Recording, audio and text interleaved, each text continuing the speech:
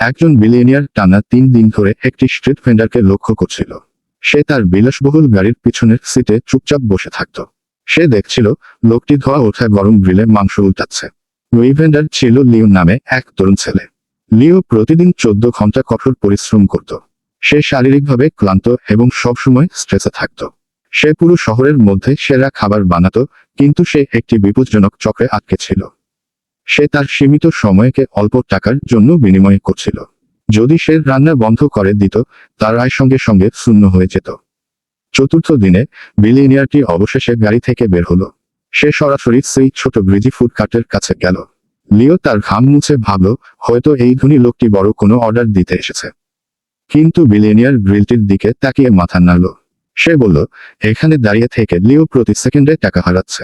লিও বিভ্রান্ত হয়ে গেল। সে লম্বা লাইনের দিকে ইশারা করে বলল, সে তো গ্রাহকদের সার্ভ করার জন্য সর্বোচ্চ চেষ্টা করছে। বিলিয়নিয়ার হেসে বলল, লিভারেজ ছাড়া কঠোর পরিশ্রম মানে ধীরে ধীরে বার্নআউটের দিকে যাওয়া। লিও নিজের ব্যবসার সবচেয়ে বড় বাধা হয়ে গেছে। তার গোপন রেসিপি মূল্যবান, কিন্তু তার 2 হাতই তার আয়ের সীমা। বিলিয়নিয়ার বলল, ধনী লোকেরা কখনো সময়ের বিনিময়ে টাকা আয় করে না। তারা এমন সিস্টেম তৈরি করে যা তাদের উপস্থিতি ছাড়াই কাজ করে। আসল সম্পদ আসে মালিকানা থেকে, শুধু শ্রম থেকে নয়। লিও সন্দেহ প্রকাশ করল।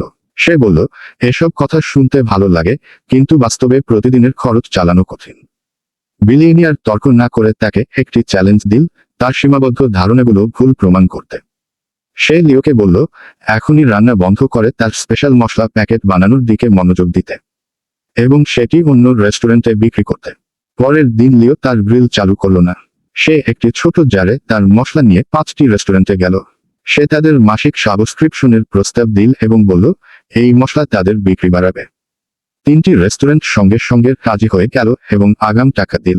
লিও সেই টাকাতেই প্যাকেজিং ও উৎপাদন শুরু করল, নিজের কোনো টাকা খরচ না করে। এভাবেই সে বুঝল স্কেলেবল সিস্টেম কি। এখন সে আর একজন গ্রাহকের জন্য রান্না করছিল না, বরং এমন একটি সিস্টেম তৈরি করেছিল যা অন্যরা ব্যবহার করছে।